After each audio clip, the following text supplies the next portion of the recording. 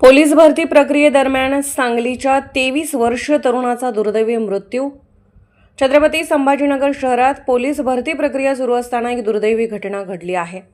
Police अधीक्षक कार्यालय येथे लोहमार्ग पोलीस पदासाठी शारीरिक चाचणी सुरू असताना हा प्रकार घडलाय। सांगली जिल्ह्यातील संग्राम शिंदे वय 23 हा तरुण भरतीसाठी धावण्याची चाचणी देत होता। रनिंग सुरू असताना अचानक तो मैदानात कोसळला।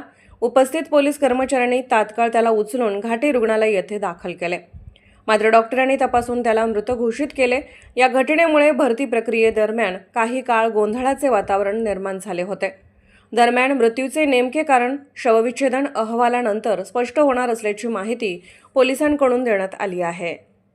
आमच्या मोराळे गावातील तरुण मुलगा संग्राम बलिराम शिंदे हा पोलीस भरतीसाठी गेला असता भरती प्रक्रियेमध्ये धावताना तो हृदयविकाराचा झटका आल्याने त्याचा दुर्दैवी अंत झालेला आहे आणि ही गावाच्या दृष्टीने अत्यंत दुर्दैवी अशी घटना असून त्या कुटुंबावर गावावर दुःखाचा डोंगर कोसळला आहे।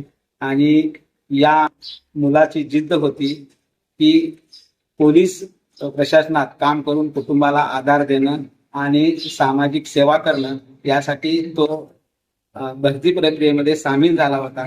परंतु काळाने त्याच्यावर घाला घातला आणि त्या कुटुंबाचा आधार हरपला। हे शेतकरी कुटुंब असून आई वडिलांना आधार देण्यासाठी त्यानं भरती प्रक्रियेमध्ये उतरला होता।